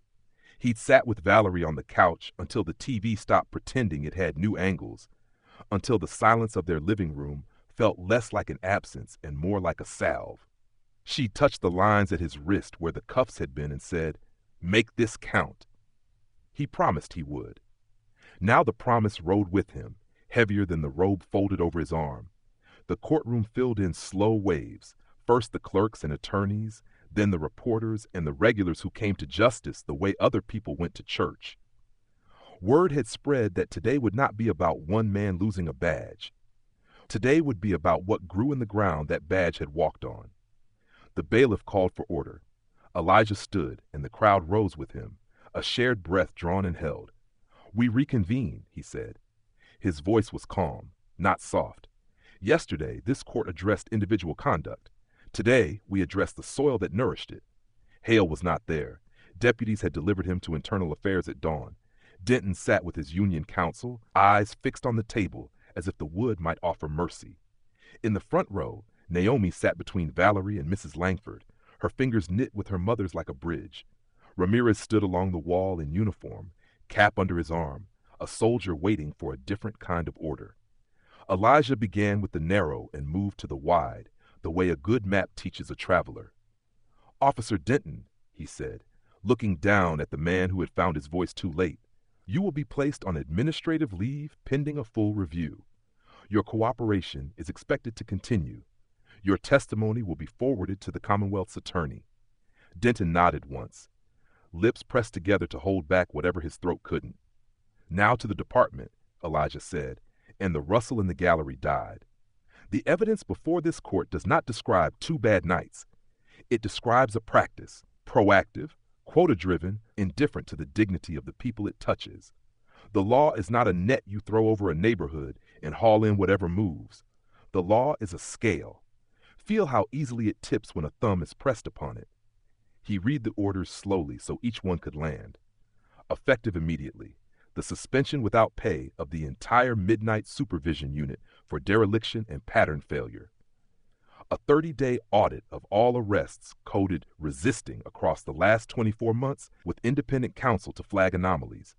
Every body camera lapse to be presumed adverse unless a technical law could prove otherwise. Mandatory disclosure of stop data by race and precinct to be published monthly for the public to read in plain language and not in footnotes no one could find. The pens in the press row scratched furiously. A murmur rolled to the back like a wave and fell quiet again. Elijah kept going. This court orders the creation of a civilian oversight board composed of clergy, educators, youth representatives, and retired law enforcement not currently under contract with the city. Subpoena power will be requested of the council. This court will recommend it without reservation. Quarterly hearings will be held here, not behind closed doors, and the minutes will be posted where taxpayers can see what their money buys. Whitman's chin lifted as if a weight had come off it. Diane at the aisle let out a breath she'd been saving. And one more order, Elijah said, and the room leaned toward him because they could hear there was a different timbre in it. The officers, current and future, of this precinct will complete a program on constitutional policing and community dignity. It will not be a slideshow. It will be a room where stories are told and heard, where the uniform sits next to the people who have learned to stiffen when they see it. You will sit with them. You will listen to them. And you will be taught by a man you placed face down in the rain. A ripple of surprise, then something else, an uncertain quiet as people tried to name what they were hearing. Ramirez's head tipped forward. Valerie's fingers tightened over Naomi's. Denton raised his eyes for the first time. Elijah let the quiet stretch until the room could hold it. Justice isn't revenge, he said. Revenge teaches nothing. Justice remembers, and then it requires you to remember with it. If all we do here is punish, you will replace the men we sanction with men trained by the same silence. Gordon rose, duty forcing him to his feet. Your Honor, with respect, compelling officers to attend a forum led in part by the complainant, this blurs lines. It risks prejudice. Elijah regarded him mildly. Mr. Gordon, the lines blurred when men wrote "Stop Resisting" into reports like a prayer. The lines blurred when quotas were called proactive policing and fear was called procedure. We will redraw them in daylight. Your objection is overruled. He signed the orders with a pen that had been a gift from another judge on another spring morning before any of this, and when the ink dried, he felt the smallest shift in the room, as if the building itself had exhaled. He set the pen down and looked to the side door where Captain Preston stood, hat in hand, pale under the fluorescent lights. Captain, Elijah said, you will implement these orders. If the council fails to stand them up, this court will sit them down until it does. Preston swallowed. Yes, Your Honor. Do not make that a sentence, Elijah added gently. Make it a beginning. He dismissed the parties and the room dissolved into noise, reporters swarming, hands reaching, microphones angled like iron flowers. Elijah retreated to chambers through the side door, the sound chasing him down the hall and then falling away like rain at the edge of a roof. He closed the door and leaned his palms on the desk, breathing in the old wood and brass, the faint lemon of oil the custodian used on Tuesdays. When he looked up, Ramirez stood in the doorway, uncertain. May I? The young officer asked. Elijah straightened. Come in. Ramirez stepped inside, cap twisting in his hands. I don't know what happens to me now, he said. I told the truth, but I don't know if the truth comes with a paycheck. That's the question it asks of all of us, Elijah said. Sit. He gestured to the chair across from him. I meant what I ordered. If you want a place in what comes next, there is one. It won't be easy. It'll cost you friends you never really had and privileges you never named, but there's room on the right side of the line. Ramirez nodded, eyes wet in a way he tried to hide. I'd like that, sir. Good. Then start by telling the academy what you told me, and every cadet what your silence cost. We'll schedule you first. When Ramirez left, Valerie slipped in without knocking. She closed the door with a soft push of her hand, as if shutting out a draft. You all right? She asked. I don't know what that means today, he said, and the corners of his mouth tugged toward a smile that didn't quite form. But I think I'm closer to it. She crossed the room and stood beside him, touching the edge of the desk the way you test the steadiness of a table before setting down your grandmother's china. You gave them more than punishment, she said. You gave them homework. They'll hate that more, he said. They'll remember it longer, she answered, and leaned her head against his shoulder. Sophia tapped lightly and slid an envelope onto the blotter. Petitions already, she said, half a laugh in it. Half the churches want to nominate members for the oversight board, and this, she held up her phone. The council president says you've given them cover to vote their conscience. Imagine that, Valerie murmured. Elijah nodded. Set up a schedule. 2 months of sessions. Mix the room. Officers, nurses, teachers, teenagers, retirees. Stories first, statutes second. No cameras. Got it, Sophia said. And sir, congratulations. When the room emptied again, Elijah stood at the window and watched the late morning gather itself. Pigeons stepped carefully along the courthouse ledge as if even they knew not to break the new quiet. Down on the steps, Mrs. Langford stood with a small cluster of neighbors, showing them where the record button lived on their phones. Patel shook hands with a deacon in a gray suit, the two of them nodding like men who had discovered they were citizens the whole time. A soft knock at the side door, Denton alone. He had taken off his tie. It hung from his fist like a flag that didn't know which wind to choose. Your Honor, he said, stopping at the threshold, I don't expect forgiveness. Elijah studied the young man's face, the way guilt had aged it in a week. Forgiveness isn't a court order, he said. It's work. Some of it is not yours to do, and you don't get to decide when it's done. Denton nodded, eyes on the floor. If you'll have me, I'll sit in those sessions. I'll listen. He tried for a smile and failed. I might even hear. Then show up, Elijah said. On time, no uniform. Bring a notebook and a good pen. Denton swallowed. Yes, sir. He turned to go, then paused. For what it's worth, I'm sorry it took your face for me to see 1,000 others. It's worth something, Elijah said and waved him out. When the door closed, Elijah looked down at his hands. The red marks had faded to thin, pale bands. You wouldn't notice unless you knew where to look. He pressed his thumb to one and felt nothing but the memory underneath, steady as a pulse. He returned to the bench for the afternoon docket, probation reviews, landlord disputes, the everyday machinery of a city trying to live with itself. Each case began to sound different, each voice a little clearer than before, as if yesterday's storm had washed grit from the gears. Late in the day, a courier from City Hall delivered a resolution draft with a blue ribbon clipped to the top. The council would vote within the week on subpoena power for the oversight board. Elijah read it twice, the language plain and almost beautiful in places where government sometimes forgot how to speak human. He initialed the margin and sent it back with a note in his abbreviated judge's scrawl, pass it where people can see you do it. When he finally stepped out into the evening, the light had gone gold and thin. The steps were nearly empty. A boy on a BMX bike hopped the bottom stair and rode off, laughing to himself. Elijah paused, breathing in the city's warm brick and cut grass and the faint spice of food carts rolling up Main. He thought of the workshop room that didn't exist yet, of chairs in a circle, and the way strangers look at each other before they risk the first sentence. He thought of a badge lying on a table and a story standing up next to it, taller. He went home to a quiet porch and a screen door that squeaked in the same place it always had. Valerie had left him a note on the kitchen table. Soup on low. Naomi at study group. Proud of you, E. He touched the ink like it might still be wet.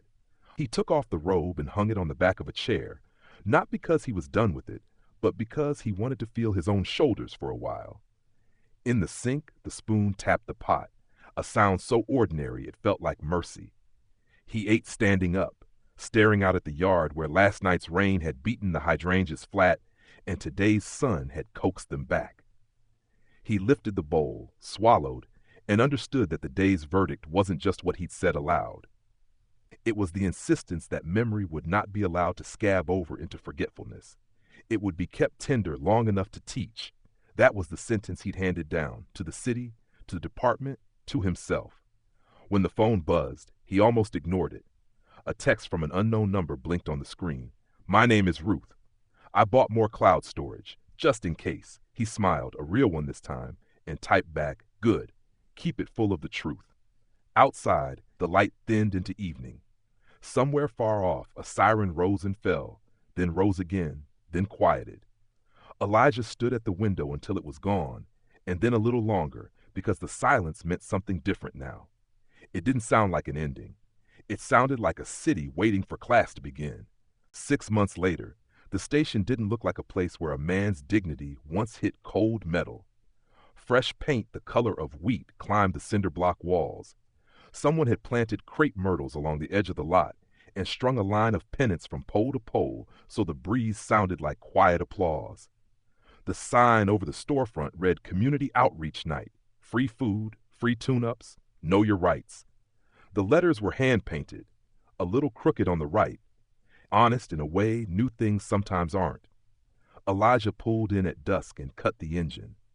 The air was warm and clean, summer's last generous breath, carrying the smell of burgers on a flat top and motor oil and cut grass from the churchyard next door. He sat for a moment with his hands on the wheel, the way he had the last time, steadying himself against a different kind of trembling. In the passenger seat lay a box of spiral notebooks, a bag of ballpoint pens, and a folded paper banner Naomi had lettered in blue, "Voices Belong." Valerie had insisted he bring real food, too. Under the notebook sat a tray of her cornbread, wrapped in a towel that still held the heat from their oven. He lifted the tray, then the notebooks, and stepped into the evening. "Judge Brooks," a voice called, high and cheerful. Mrs. Langford came across the lot like a woman late for a pew, shoulders back, white hair set like an intention. "You made it. They're out back with the cars. Men from Jackson's garage checking brake lights and wipers, like you said." She lowered her voice. "I brought extra phone chargers. People always need them." "You're a force of nature, Ruth," he said, and meant it.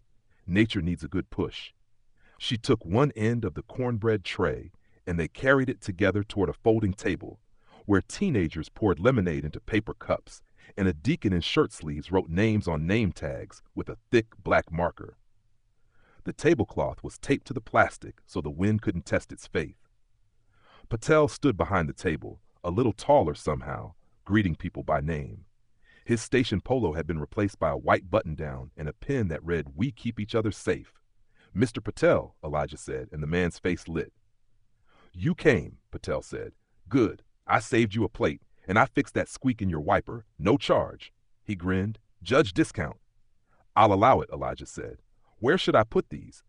"Notebooks to the circle," Patel said, pointing to a half-moon of metal chairs set under the canopy where the pumps used to be the only reason to stop. "Food here. We start with stories at 7. Officer Ramirez is already here. He brought 3 cadets from the academy to listen."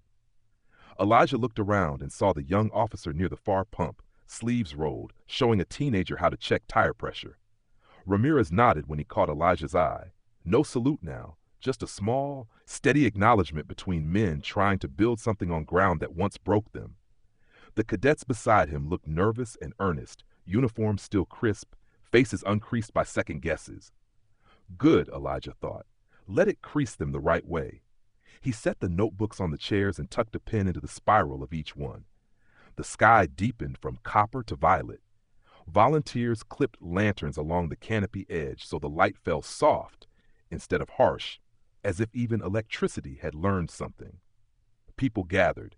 The grandmother with the tote bag of church fans, the single father holding a little girl who wore pink headphones around her neck, 2 nurses in scrubs, a retired sergeant with his hat in his hands, teenagers pretending not to watch the cadets, the pastor who lent them folding chairs, and a woman in a postal uniform who set a pan of baked beans beside Valerie's cornbread and insisted he take a spoonful right then.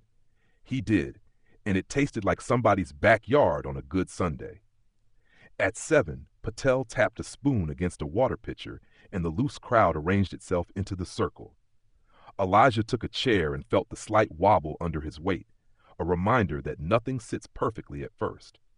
Ramirez sat across from him, the cadets to his right, their notebooks still closed like promise. Valerie slipped into the chair at Elijah's left. Naomi arrived breathless from tutoring and slid into the last seat, whispering an apology to no one and everyone. "We said we'd start with stories," Elijah said when the murmur stilled. "Not laws or lectures. Those come later. Tonight, we listen." For a moment, the circle held its breath. A teenager with a basketball under his foot spoke first, surprising himself as much as everyone else. "They stopped me last week, said my taillight was out," he said. "I don't even drive. I was walking, man." Laughter rolled easy and then died when he added, "I kept my hands up so long my shoulders cramped." A nurse told how she leaves her ID badge on a lanyard even at the grocery store, just in case. The retired sergeant said he spent 27 years telling rookies to talk to people like they matter and felt like he was bailing a river with a thimble. Ruth said she buys extra cloud storage now, which got a real laugh. And then she said quietly she sleeps better, which got another kind, softer. Ramirez waited until a lull and then told them what it felt like to put his hat on the morning after a truth has your name attached to it. He did not make himself the hero in his own story. The cadets opened their notebooks, pens scratching, and every so often one would look up as if to memorize a face to go with the sentence. When it was Elijah's turn, he told the short version, not the part with the cold metal in the rain, that had been watched enough. He told the part after, the ordinary hours when you can't decide if you're angry or tired or both, and the house is too quiet to hold either. He told them how the robe felt heavier and then truer. How the gavel didn't sound like thunder anymore, but like a small, insistent knock. He did not raise his voice. He didn't need to. From the edge of the circle, a figure hesitated, and for a second the air thinned. Hale stood near the curb, hands empty, no badge, no belt, a man in a plain blue shirt with sleeves rolled to the forearm like he'd washed dishes or carried chairs. The murmurs tested the edges of the moment. He didn't step into the circle. He stayed on the outside like a man at the edge of a river he's not sure he can cross. Elijah rose before anyone else could, not to protect the room, but to keep it from hardening. He walked toward Hale until the gap between them was honest. Up close, the man looked smaller, the fury that once animated him replaced by something that had the outline of shame. For a long beat, neither spoke. The lantern swung in a light wind, drawing slow halos on the asphalt.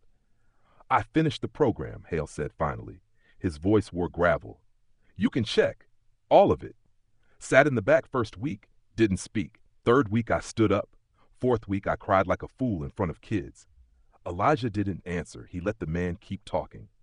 "I don't expect anything," Hale said. "I don't expect to be liked. I don't expect a job back. I expect to have to earn my way across the street for the rest of my life."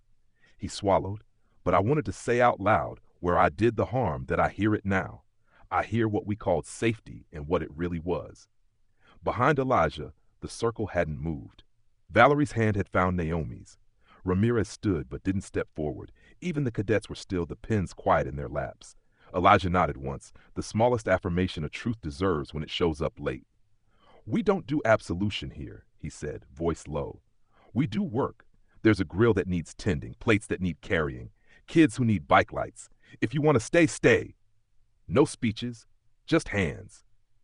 Hale looked surprised, then relieved in the way men are when someone gives them a task instead of a sermon. He moved to the table and took up a stack of paper plates without waiting for permission. Elijah returned to his chair. The circle loosened, which felt right. Laughter braided with the sound of tongues and bicycle pumps. Under the canopy, Naomi tied a reflective band around a little girl's backpack and showed her how to flick the clip so it blinked like a friendly star. Ruth refilled lemonade and scolded the deacon for short pours. Patel taught a boy to reset a stubborn pump handle that no longer dispensed gas but still liked to be ornery. The cadets drifted from the notebooks to the people, which was the point all along. As the evening deepened, A small choir from St. Mark's began a hymn beside the air machine, their voices shaped by 100 Wednesday nights. The notes rose, lifted the lantern light, and settled over the lot, like the thin quilt your grandmother keeps on her porch swing for when the night pretends to be colder than it is. Ramirez stood at the edge of the canopy, his face tipped up as if taking the measure of a sky he hadn't noticed in a while. Elijah walked to the place where he had once stood with his palms on his own hood and looked down. The asphalt had been resealed. The old scrapes were gone. Even so, he could still feel the shape of the moment that had lived there, the way memory leaves a faint heat after the pan is off the stove. He put his palm toward the ground and then pulled it back, not out of superstition, but respect. He turned to go and saw a small cardboard sign taped to the pillar, the tape curling at the edges where the day's warmth had argued with the night's cool. The letters were uneven, written by a careful hand learning to make them behave. This is where change began. Below it, smaller, in a second hand, he recognized from 100 notes on his kitchen table. Keep going. Valerie's ink, Naomi's exclamation point. He laughed under his breath and felt something inside him loosen that hadn't loosened in years. He took a step back to see the whole of it. The people, the lights, the old pumps turned into a circle of chairs. The man who had done harm handing out plates to strangers as if it were penance. The boy on a bike testing his new headlight and shouting to anyone who would listen that he could see and be seen. Clouds moved overhead like slow ships. Somewhere far off, a train spoke its low, contented language. Elijah felt the evening lean toward night, a soft pivot, and with it the certainty that his work had not ended with the gavel, but had changed its tools. He picked up the empty cornbread tray and carried it to the table to be washed. Sleeves pushed up, no robe, no bench, just a man with 2 good hands in a city that might learn yet. As he loaded the tray into the back of his car, Hale passed by carrying a bag of trash to the cans by the curb. He paused. Still raining? He asked, half smile, a question inside a question. Elijah looked up. The sky was clear, the kind of clear you don't get without a storm giving something back. No, he said, not anymore. Hale nodded and went on. Elijah closed the trunk and stood for a moment with the door open, the warm air moving across his face. Ruth waved from the table. Patel turned off the lantern closest to the registers so the bugs would find another congregation. Ramirez laughed at something a kid said and clapped his hands, once like a coach who knows effort when he sees it. The cadets wrote one last sentence and then tucked their notebooks under their arms like promises. Elijah slid behind the wheel, the banner Naomi had made resting against the seat. He did not hurry to start the engine. He watched in the rear view as the station, this little island that used to be only concrete and commerce, became for a night a room big enough for a city to practice the country it wanted to be. When he finally drove away, the pennants clicked against their cord behind him, and the sign above the door shone a little longer than it needed to, as if to light his way home.